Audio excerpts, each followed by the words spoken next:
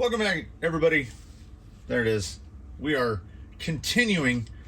It came from the Workbench, Volume 6, Episode 4. This should be bags E.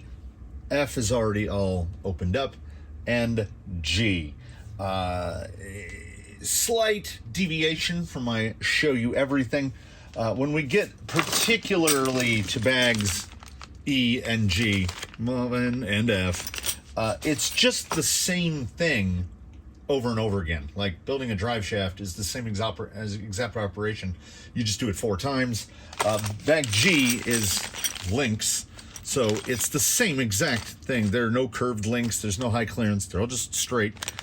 So you put those all together the same, and the same with the shock. You perform all of the same functions 4 times. I think it is worthy to point out, you know what, we'll just cut this open now so that I can get it out of my head. There's a lot of bingy-bongy thoughts bouncing around. There was some stuff I did want to mention. I seem to recall reading something about this before I purchased the kit, which is, I think, perhaps the best part about Bag E, because they use the like circlip retained. You can see that one right there. They come all pre-assembled with all the seals already put in. So that's one of these. If I don't have to deal with circlips, because circlips are worse than E-clips. Another thing I would like to mention, you can see just down here, I'm going to pick them up for better viewing. We have conspicuously 6 drive shaft pieces. You ordinarily only need 4. So I believe it's 2 35s. Yep. And 2 30s to build the actual drive shafts. Yes, so it's the 4 short ones. Put this over there. Which leaves you with these 2 boys, which I'm guessing are if you decided to delete all this stuff. Also, yeah, there's 4 slider pieces, and we'll only be using 2 of those. If memory serves, it's just the 2 shortest ones. It might be a short one and a medium one. I can't recall. It's been a minute. Yeah, and then there they are down there. There's 6 ends. There's 4 closed ends and 2 of the castellated ends. I had initially questioned if these parts, which Vanquish calls the electronics trays, I had questioned if these were always plastic. And yes, I looked at the portal and these did not change. So I got this guy, which is exactly the same as what comes in the Phoenix portal. There's that guy. I don't want that because I was rooting around in bins looking for a part that I knew I had. Like, if you've ever been in that situation where you know you have something that you put aside for a reason and you can't find it. And luckily, it was in the last place I looked, because if it's not in the last place you look and you keep looking, you've gone insane. That's a good test for insanity. So I found this. Look at this wonderful little piece. I believe this came with the VS410 chassis kit that I used when I assembled the Tranquish. Yes, yes. That guy goes right there, like that.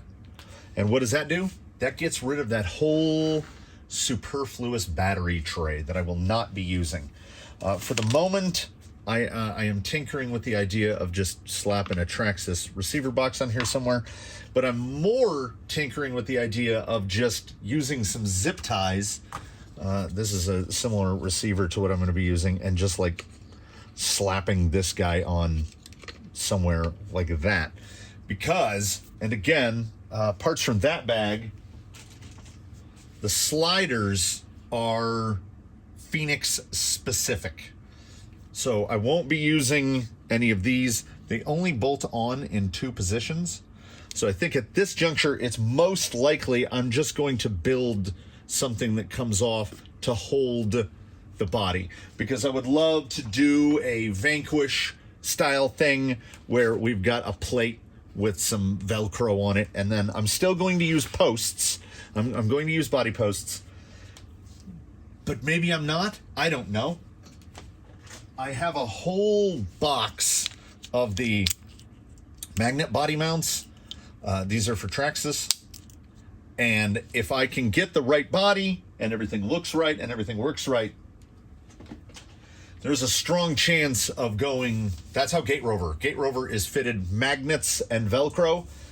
Magnets are awesome on drift cars. They're not so awesome on crawlers because when you roll over, odds are the body's going to fly off. But if you've got two big planks of Velcro on the sides, the body doesn't fly off. I would also like to mention, I don't know, like I would like to run the fenders just because they are so tremendously good looking. But again, as you can see by an overview there, they are very much Phoenix specific. Also, you will notice, see where the body post hole is? Because the Phoenix does not use body posts, when you put this guy in place, well, the body post is over there. So I'm like, maybe that's not right. Maybe that's not how that's supposed to be. And here's the fun part. Let's look at bag H, step 2 here. Take note, body post hole, decidedly at the front. Do we all agree that this image matches this reality with the post at the front? I think it does. You move on to bag H, step 3, in which you are to install the fenders. Look at that. They spontaneously just slid to the back, just like that. And then once they're out of view, we will never know again. But it does look, I mean, I think I spy it right there. I mean, that's it, right? That's the body mount hole. So don't try your trickery on me, Vanquish. I'll not fall for it, because the deletion of the battery tray, the omission of this, is because while I was digging around looking for that, I found one of the Element little fill pieces and said to myself, I wonder if that'll fit on there. And it absolutely does. So I will exchange the radiator. Where's that radiator? I will exchange the radiator, which it had not occurred to me how heavy that is. If you are the owner of a Vanquish kit, pick one of those up and tote that around a little bit. That's a chunk. So we're going to place that chunk with this chunk because he sits so nice right there. That should be absolutely fab. That should be ab-fab. I will do my usual where I just run a battery strap through this little narrow groove there. Just flap it around right there. Boom, battery in the perfect position. This is not a sudden, spontaneous inspiration to run that in that configuration. That is where the Tranquish runs his battery, and I have never had a problem with it. So the omission of the battery tray, we're already moving way forward. Much as I would love to put the receiver inside back there, I know for a fact that, let's crack one of these open while we're at it, the lead on a 4409, on the JX 4409, prepare yourself. It's that long. What are we, 8-inch? 8-inch. So we got an 8-inch lead on that. So when these are in place, like that one goes there, and this one goes here, I think what's going to happen, I don't remember if that mounts from the top or the bottom. That actually might mount like that. I don't remember. We'll see when we get there. I think the final placement of the receiver on this build is going to be wherever I don't have wires hanging out everywhere to plug into the receiver. That is an extra receiver. Where did it go? There. That's an extra receiver. I replaced the receiver in yellow with one of the RadioLink sells one of these Chiefs here that is all uncased. It's a tiny little wafer thing. They're pretty nice, but in most instances, I'm not so space constrained that I need to worry about that. So let's get all this stuff put in a pile to where I'm not going to lose it. We'll put that right there. All clean and tidy and out of the way. It wants me to do shocks. I mean, I personally feel like building everything out of order. So what we're going to do is we'll do a shock, and I can tell you right us now, they definitely seem different, these guys. Like that's a different plastic. So let's reel on the quick, because I know this is something that that people might be inquisitive about as The collars that came on the Phoenix Portal shocks, you couldn't even thread them on. So let's see. Yes, they have definitely addressed the issue. Those thread on like butter. I will say that I do not think, whatever that is, I don't think I'm going to use it. I'm not 100% sure if that's what's in the Phoenix. I'm going to do the viscosity guesser, the mental viscosity guesser, and say that that's in the 30. I don't even think it's 40. Let's see. No, it's definitely not 40. Let's flip a 30. It's really light. It's under 30. I don't think it states anywhere in the manual what these are. I've got some low C 25. Do I have some 25? What's low C red? Well, that's 15. Yeah, I'm going to say this is around 25. I will double check the manual here. Does it say? It just shows fill with oil 5 to 8 millimeters from the top. That sounds about right. This is too light for two things. It's too light for me, and it's too light for my course. It's much how Element ships you with 300 CST. There's the 3 and there's the 00. 300 CST sounds like a big number until you look at a bottle of 27.5 weight, and that's 313 CST. For point of reference, 25 weight is 275 CST. So 300 is halfway between those two, 26.25. I think the favored weight here in the Canyon is 50. I would say most of the rigs are running 50 weight. And I'm fumbling around here slightly off camera. There's some 60. From building go fast stuff in the past, there's 50. I don't have a ton of 50 left. But I mean, we're talking about stuff that comes from the factory. They intend you to use 300 CST, and this is probably around that. I go by the motion, like we do the... See that? And then if we can see through the bottle to the 50. It's about twice as thick. And I feel like that's... that bottle is very seepy. I feel like that's what I'm going to need. Unfortunately, we can't completely avoid Eclipse. They are a necessary evil. Oh, and these have the... I apologize if that sounded too much like a... we've got bleeder caps. Am I right? Am I right or am I right? Am I right? Or am I right? Yes. Oh, this isn't even a sealed bag. We've got the bleeder cap like that. And the bleeder cap is fun. It helps you build a shock, absolutely. But you need that. Look at that huge thing. And then, this is the only way I can pick these up.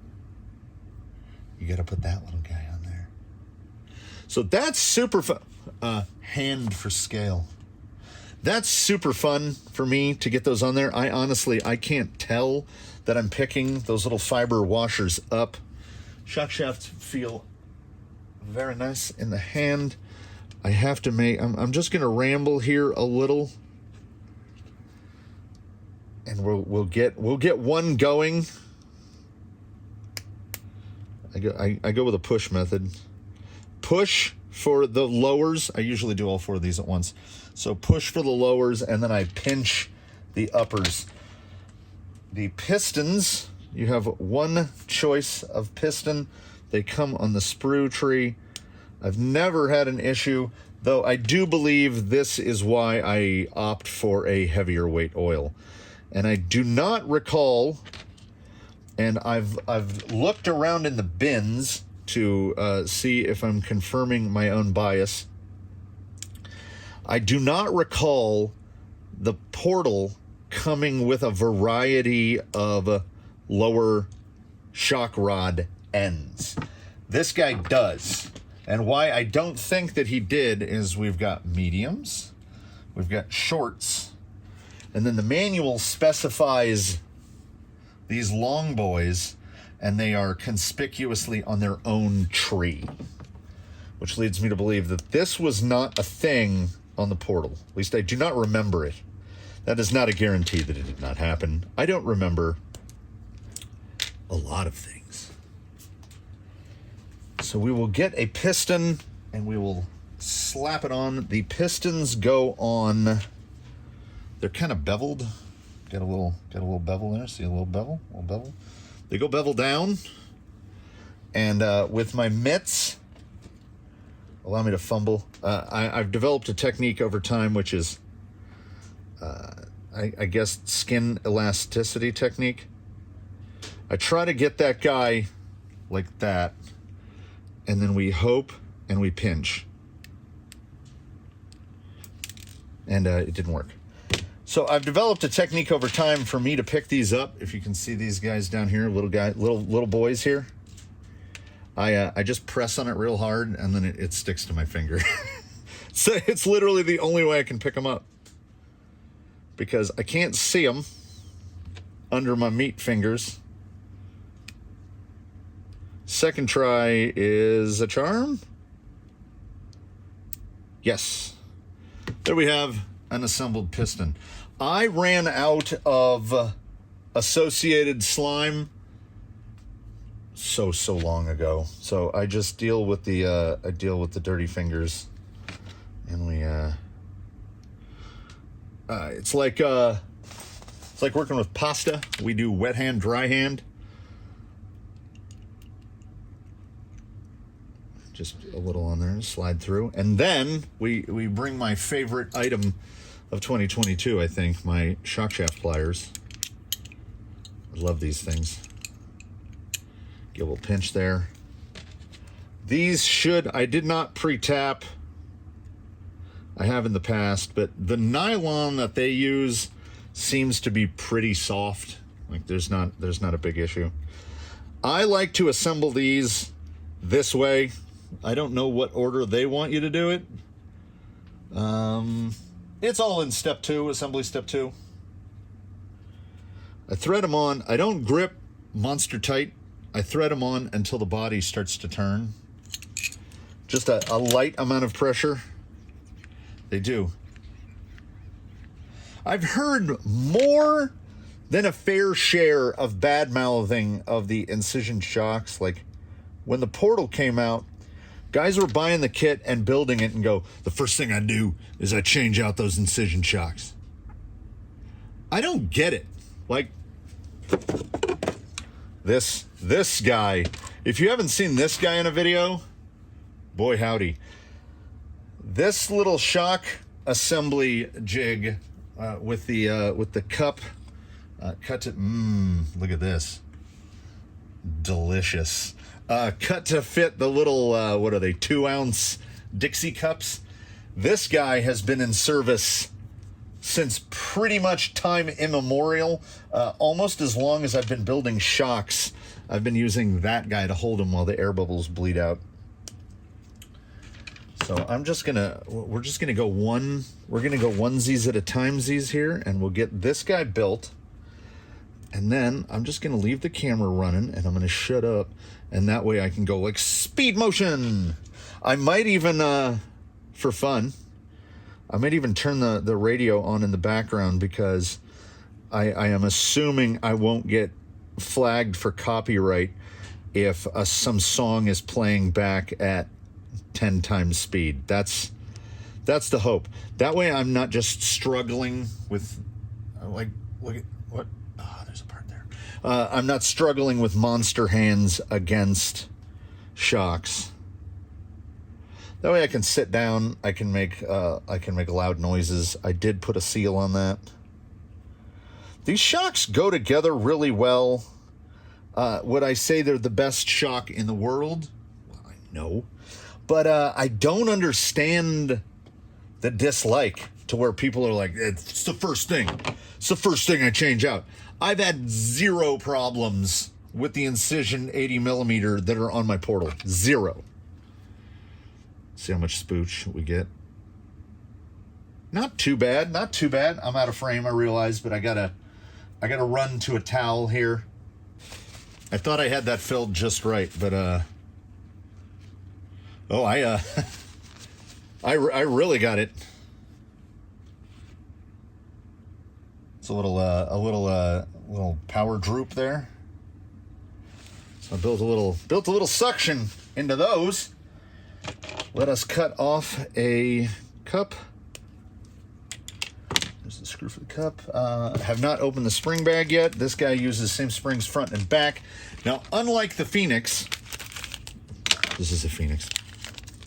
I shall heretofore refer to the other Phoenix by his given name, Argentum. Unlike Argentum, I feel like there's probably going to have to be a shock spring change in the future of this gent, because he will be running a body that is lighter than a stock Phoenix body. That's just me thinking aloud. So shock number one, I've mentioned this before, I love a clamping shock collar, and a clamping shock collar where it actually screws through an eye on that. That's fantastico. How about like this?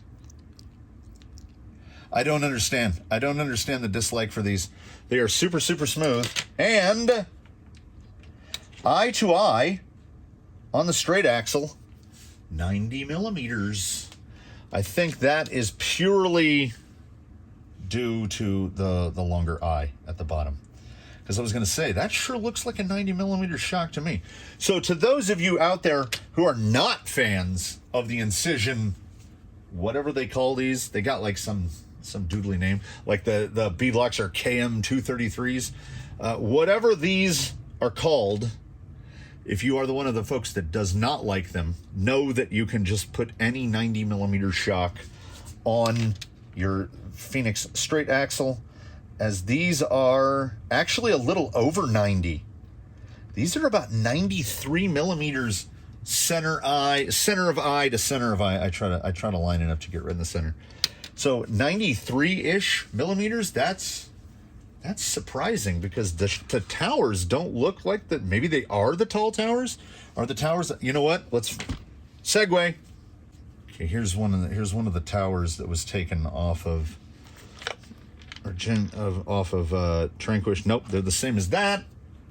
And let's take a quick look at the big Phoenix at Argentum. No, they're the same.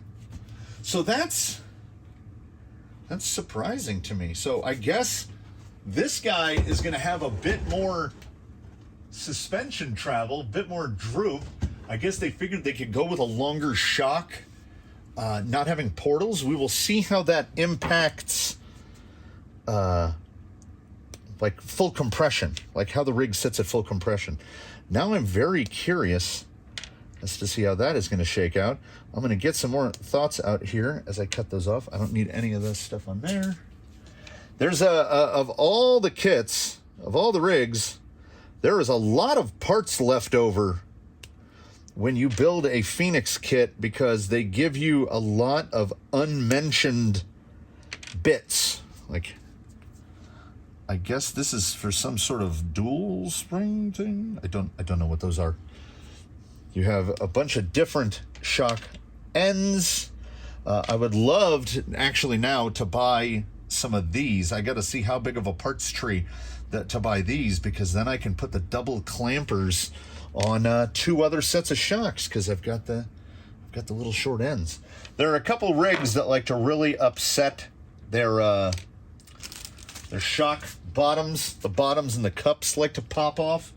And then you can go belt and suspenders, drill a tiny little hole through, like right up there in the front, and put a tiny little baby, even smaller than 1/8 inch. You got to get the really little ones.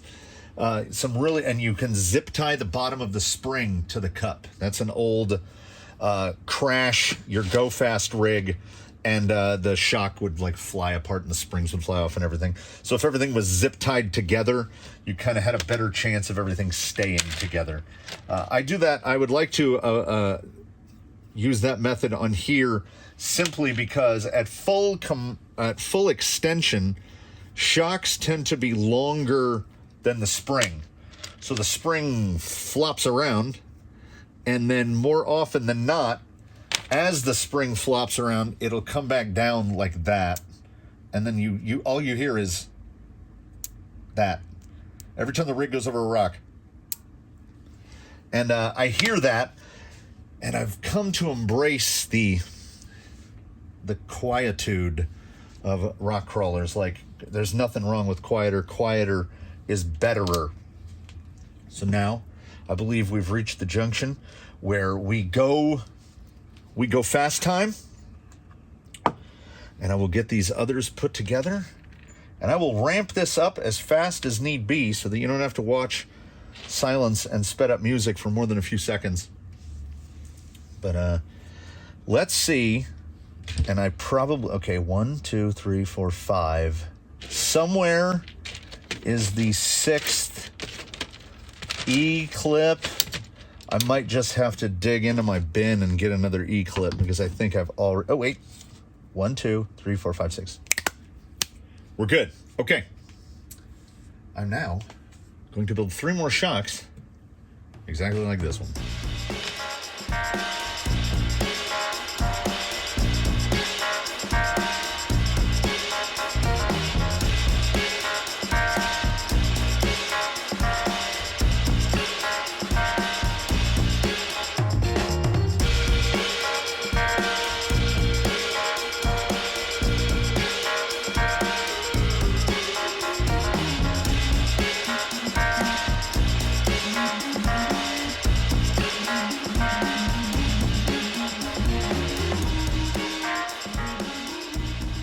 If anything, I did this too close to the edit.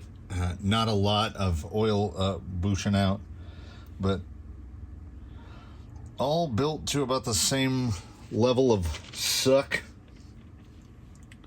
We'll pull back on each one. Well, slowing down right about there. A little bit more on this one. I got a little... Oh no, we're talking what, like 2 more millimeters? So you know what? I am okay with that.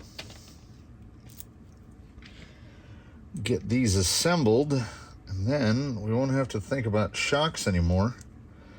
It's odd because I don't think these shocks get mounted for another handful of steps. We don't even have links built. I mean, they're a beautiful shock. I don't, like I say, I honestly, I don't get it.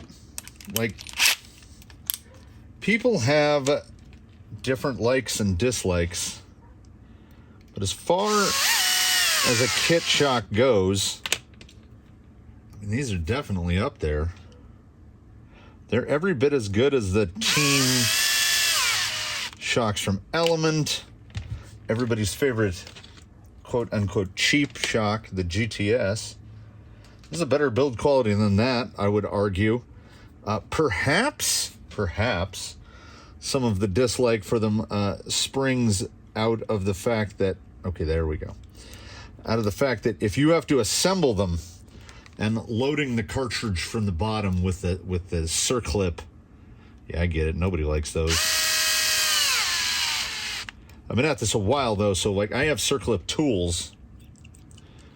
So there's 4 built. I never even looked at the instructions closely to see where the tall ones go. Okay, the tall boys go in the bottoms. So I've fully embraced the Zectech. And, I mean, how can you not? Let's see if we can do it proper. No. It's a lot easier to set it in like that. Get the plier lined up. Boop. Excellent. Worth it, in my opinion, just for that. And disassembling is where this thing really shines. Putting them together is just more luxurious this way. You're not like pressing it against a bench or whacking it with a hobby hammer, which is, you know, my previously employed method was just to hit it with a hammer. I think all other options exhausted, I hit everything with a hammer. We've gotten at least modestly more civilized. The only problem to the Zectech plier is it is really more thought of in terms of disassembly than assembly. So when you're shooting these bad boys in like this, you've got to moderate the grip strength. Otherwise, you'll just shoot the thing right through to the other side. While we're here and while we're at it, we might as well cut open Beg F1 and get the, oh, see, this is why everything goes in the box. I did, by the way, cheers and huzzah, it's here on the bench somewhere. I found the other, I can move it, that guy, the .2 shim that was supposed to go in the gearbox that just, yeah, also you'll notice somewhere here on the tray, there it is. I lost that guy, and having not seen it, I assumed they didn't give me one. That was not the case. It was inside the dumb shock paper towel, so I found that on the floor as well. So far, I have not been shorted anything. I am a dirty savage, but in this instance, I will curtail some of my savagery because I was, oh, once again, we're going off that way. I was working on Jake and noticed that his drive shafts would, like, you could grab the middle of the drive shaft and go plop, plop, plop, plop, plop. So these little boys, those, had come loose at all four shock positions. I mean, at all four ends. So all of them were loose. And this is my preferred method of application. Old paintbrush, brush a little on. So I had to take his drive shafts off, clean all of them, and then I did this precise method here. A tiny bit of thread lock is enough. Now, if you want to go really, not to use the A word, but like, if you want to be really confident that these are not going to come loose in the future, a little solvent dip, a little sploosh with some brake clean. You can see how shiny those little ends are down there. We will grab one and I will exhibit that shininess is not entirely due to the use of shiny metals. Where is it? It's supposed to be 235s and 230s. I put the wrong one away. So drive shafts, if you can't build these, honestly, I can't help you. So we've got well, you can just tell. If other stuff sticks to it, so we've got a decent level of shininess. It's, I'm going to guess rust inhibitor. They definitely get a little more matte. So this is something that Ham Fingers really enjoys doing, getting that little barrel in there.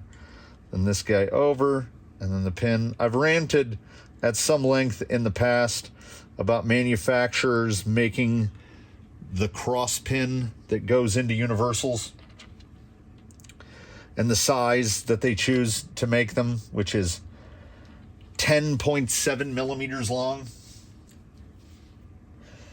And why I rant about this is that a cross pin, a hex cross pin, if you're not using screw pins, a hex cross pin is usually a 10 millimeter pin, 9.9 to 10 millimeters. So just under a millimeter's difference from if you are like me, and you do not adequately clean your parts before assembly, and something loosens up, and that pin falls out, you can't just grab a wheel hex pin, which all of us, I assume, have in some numbers from either having vehicles that use them or replacing them on, because you can get screw pin hexes for like Elements, because Element still embraces that associated life where they opt for pin and set screw retainer. So as there's 4 shims, I'm assuming it's a shim on each output. I think right up here shortly, I'm going to be putting the, I make every effort in the world not to say so much. Don't let your mouth outrun your mind. And yet here I am, I'm going to be putting the drive shafts in place. We are up to, shit. They actually say 2x11. The manual quotes 2x11 for the pins, but I have mic'd those and they are 10.7. Yes, it is a shim for gap adjustment X1 at the axle end. I don't believe it calls for one at the gearbox end. They call the drive shaft sleeves crown shaped as opposed to castellated. That makes sense. It's double 30s in the front and double 35s in the back? It is double 30s in the front, double 35s in the back. So we need a 30 with a regular, and we need a 35, and we need a 30 with a castle, and then we need a 30 with a regular. And see, these just want to fall out. So I definitely understand why they want you to put this stuff together, because these pins don't need an invitation to fall out, and the way that they are retained. Oh, this is going to be fun to spin into place.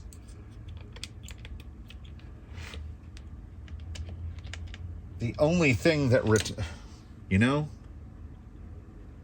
hindsight is perhaps better than 2020, and I'm very lucky that when I stuck this in there to rotate that shaft, that that dig wasn't engaged, because I would have tried to muscle through dig, and it probably wouldn't have turned out. I'd probably have a bent MIP 1.5 right now. It is a 35, right? 30 and 35.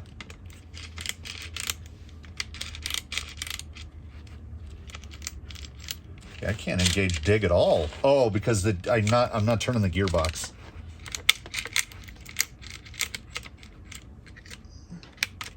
Oh, there we go. Rear wheel drive. Oh, there we go. There we go. I was like, what did I do wrong now? This guy most easily accessed over here. This is a fun one. This is a fun one for my hands. Let's see. That is really not aiming in a correct direction. And there's so much resistance when you try to rotate a gearbox to where you're overcoming a lot of gear reduction there. Aside from my Tranquish, which I built, and if you take oh no, if you take a standard axial 3-gear and made it to Traxxas portals, and then take off the whatever 32 pitch gear came on it and put on a 48 pitch gear of some high tooth count. I think I'm running an 87. I mean, you're effectively, like, you can get a axial gearbox there into the mid 40s pretty easily. So portals are going to double that. So you're easily going to be 80, 90 to 1 reduction. So my Tranquish on 4S runs 94.5 to 1, which is a lot of a reduction. It's really nice. It is very luxurious, and what it makes you do is that every other rig that you're wheeling around in, you're like, why doesn't this have more reduction? Because it's like, it just adds a whole, I forgot the shim. Yeah, I forgot the shim. It adds a whole nother level of basically trigger control. I don't understand. I mean, okay. I get why gearboxes have the reduction that they do, because a lot of the gearboxes were designed for something else and then got put use into this 3-gear with yeah, that's nice. That's real good. With little in the way of exceptions, 3 gears a 3 gears a 3 gear until you start getting into like whatever exotics you decide to get into. So you have a range of gear reductions in a 3-gear gearbox from the lows at like 1.9 to 1 up to like even a Traxxas Magnum is 2.72 to 1. Most 2.4 to 1, 2.6 to 1. So then you got the reduction of your pinion and your spur gear at the motor. Then you have your reduction by your ring and pinion. And then if you have portals, you have further reduction there, 1.9 to 1, 2 to 1, whatever it may be. I don't understand why, other than the bigger your main gear gets, the taller your gearbox gets. And most don't want to go to the complexity of going to an intermediate gear to step it down again. Idler gears have 20 teeth on them. That just seems to be the way it is. So we could be getting gear reductions far more significant than what we get. And more gear reduction would be better. This is why old crawlers were running like 55 turns, 80 turns, because you were trying to get that motor speed down as low as you could because there just wasn't a ton of gear reduction there. And now it's gear down, volt up, and I would love to gear way down, like way down. Optimally, they make tiny little 6S packs that are this big. I would love to be running 6S on 500 kV. But before that goes too far, know that we are now done with bag F. Everything is installed. We've got bag G, good old bag G here. And after bag G, I mean, it's assembly. It's put it together. Bag G will not be anything that anyone with a crawler has not seen before. We've got rod ends, we've got screws, we've got hollow balls, and we've got links. They are all straight, but we do have one. You can even see the mandrel marks. That was like cold bent. I think they just took a straight link.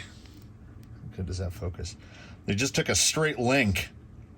They put it in something and they gave it a twunk. Is it optimal? No. Does it work? Sure. Cold bending is a thing. Just don't try to do them too many times. Like, you can cold bend almost anything once.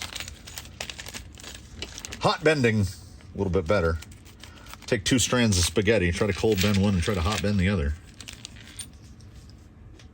This is nothing that needs to be exhibited to anyone, I think. Also, there's some spacers. There should be some spacers, 2 little metal spacers. There they are. I always thought it was odd on my portal that 6x4x1 spacer as needed for toe adjustment. You can see them right there. That's odd.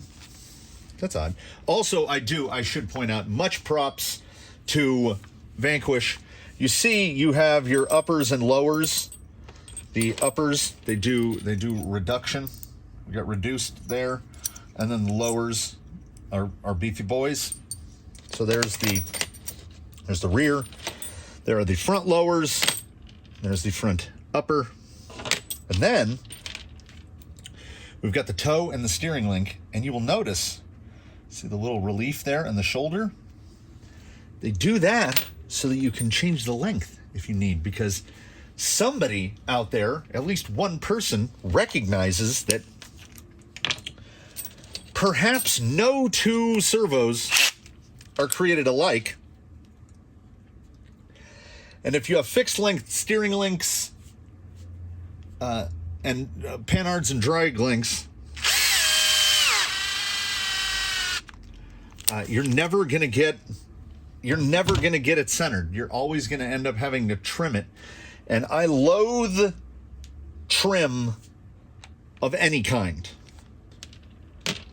So if at all avoidable, I will not run any kind of trim. If it means that I have to discard a link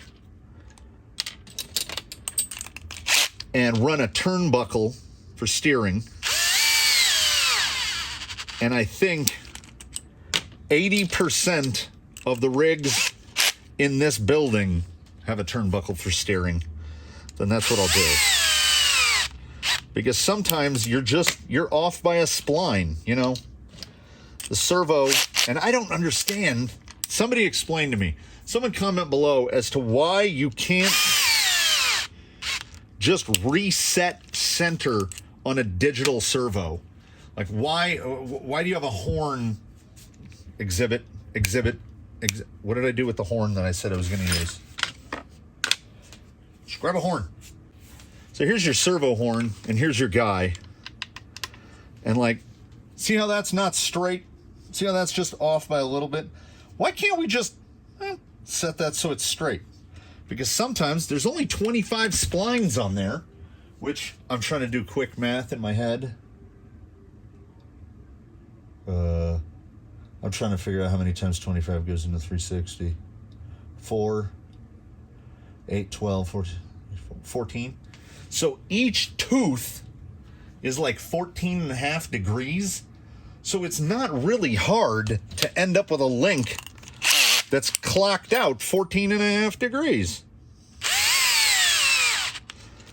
Because when I found out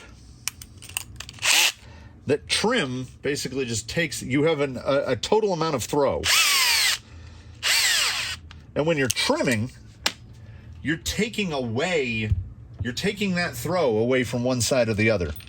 It's not zero sum. We'll just go right to the flat there. I don't remember if this size, which, I mean, these are effectively Traxxas Jado shorts. That's what those rod ends are. Let me look. Only one I could find on short notice is a Traxxas Jado long. I mean, it's cosmetically a tiny bit different. It's effectively the same link end. It takes the same size ball, etc. Now, if I back it out all the way, will that fit in there? Yeah. And because these aren't turnbuckles, it makes it much easier. Then you just kind of get, oh, that one. Look at that. Let's match it to the manual and see. They don't, because they know that they're using shouldered, and they know what length so this is a rear lower. I mean, good heavens if you were trying to build it to scale. But they don't even bother to give you measurements. They just know because these are shouldered, the rod end is only going to thread down so far. So the link you get is the link you get. With a drill, as you can see, it's not exactly back-breaking labor. If you're smarter than me, which doesn't take a lot, you grab these like this, and then you're not using just pure, like I'm just monkey gripping these because that is my way The banana-handed, we do things the way we do. So I'm just using pinch force for that. I don't recommend it. If you get a link or fitting that is particularly tight, it doesn't feel good. And also, you get to the, I have to do this double barrel style for the steering, what do they call it? Tie rod. I have to do it both ends with the tie rod because it's bent. And if you put a bent link into a drill, you get an angry propeller. These are all like, that's crazy that like almost every single one of them has come out bottom to bottom. It's usually not the way things work for me. Things going together on the first try is usually not the way things work for me. See, that amount of twist, that's usually what I'm looking for, but we're going to have to adjust the length of the panhard and the, yeah, that is definitely an updated panhard and steer link. The steer link, and I'm craning my neck over there for a second. The steer link and panhard on the Portal, the links look exactly like this with the reduced center on it. They don't look like these nice shouldered skinny boys with the added adjustment. So big up to Vanquish for seeing a problem, or at the very least, the potential for a problem, and addressing it. Done. I was going to time-lapse this, and then I realized that it goes so fast. I don't use spacers. I don't use the spacers. I have the spacers on the Portal, and I have told myself about a dozen times to take them off, but I don't. And I will give you a short rantaloo about why. Because I prefer, in general, on a rig, I would not be using spacers, because if anything, the spacers are going to result in toe out, because I do not believe this rig is from, let's try the press mode so I can work and talk. Yeah. These pop in real easy. I don't like toe out on a crawler because I might grab Jake here for a quick exhibition, which is he is running about neutral. He's about neutral. So at neutral, there we go. If this was toe out, this wheel would be like there.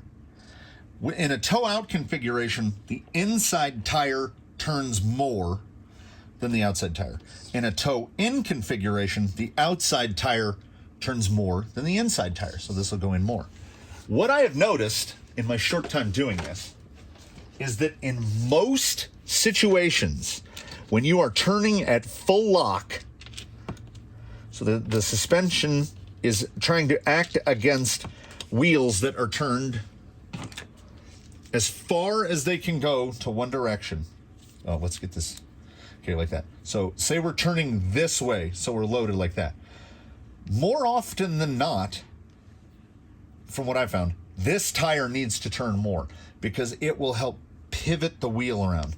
This tire is just scrubbing because on a spool, the inside tire is effectively trying to turn faster than the outside tire because it has a shorter distance to travel. You're going like this. So the inner tire is scrubbing. So I want this outer tire to turn in more.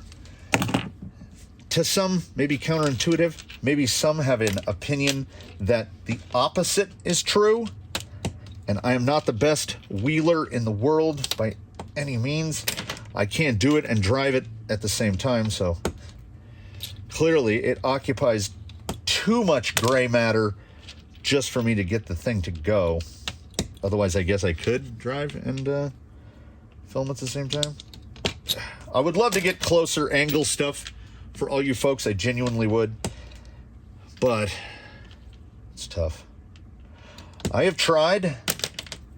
I tried and I may, and tried as I might, to recruit my children into wheeling a camera for me. I don't know how much exposure any of you have to modern American youth. Those kids don't like to go outside. Kids don't go outside anymore. I mean, I understand it to some degree. I grew up without the internet. I grew up without social media. I grew up with bicycles and dirt and yeah, coming home at the streetlights. We didn't come home till long after the streetlights. But, you know, it was a different time and we were different kids. So now, here we are, fast forward to now, where I'm doing what I wish I could have been doing as a kid. To be able, like, if I'd been able to have this as a kid, I think my life would have taken a different trajectory. So thank you for sticking with me. That was bags E, F, and G. I threw those together. Technically, the instructions continue through bag G, which is just using a bunch of M3x20s to attach all of this to that. But I have sort of a decent barometer inside my head running as to how long this stuff has been going on. These episodes, they run pretty long, so I'm trying to keep them into a bit of an episodic format. So thanks for joining me here in my second childhood as I build go slow toy cars. Well, that didn't exist when I was a kid. I mean, how many of y'all out there remember waiting at the track for the frequency stick or piece of PVC pipe or whatever they were using that had your number on it, and you would save up some money so you could buy a second set of crystals in the hopes of being able to run more than one run when you went to the track? Oh, those were the days. I don't wish for them. I like to be able to turn on my radio and do whatever I want whenever I want. So you know what? After you're done with this, ladies and gentlemen, human peoples of my subscribership and YouTube at large, after you're done with this, go do whatever you want. Don't let anybody stop you. I do, again, thank you for joining me. I do indeed hope that you tune in for the next one. Be absolutely sure to comment below. I love comments. Like and subscribe if you feel like it. It's entirely up to you. So with that, there it is. We're almost ready to put this together. I have to make a mental note to turn those shock towers around so that when I put the fenders on, they actually work. So after that, it will most likely be getting the chassis all together. The servos will go in. We will figure out what we're going to do about receiver position. And as the little Bebis servos are not stated to be waterproof, maybe the wires, where is it? There's a small hope that the wires will not be conformally coded onto the board in there. And if they are not, there's every possibility. Well, how long is this guy? See, this is the problem. I have made my distaste for extensions, I think, pretty vocal. I don't like servo extensions. So if anything, I would like to desolder and put longer ones on. But if this guy ain't reaching, basically nothing goes right there. I think I'll probably try to find a receiver box that fits a little. You know what? Where's that piece? This is how it works. If you haven't been here before, this is how it works. We get part of the way through the outro, and then I start thinking ahead. You know what? I don't hate that. I hate that it's an old, ratty-looking Rustler receiver box from a Traxxas, but I don't hate that positioning. This, look at that. That little wire will just... And then that guy will go to there. That guy will wrap around over there. This guy should even, well, let's unravel him. This guy does not have a remarkably long lead, but, oh, yep, server box. Receiver box going right there. That's in the next one.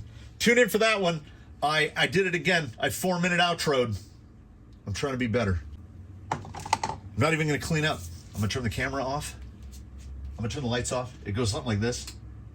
Oh, that's not bad. And I'm going to go do like whatever adult stuff needs to be done. So while I'm doing that, you'll be sure to... Ooh, ghostly. Have a good one, everybody.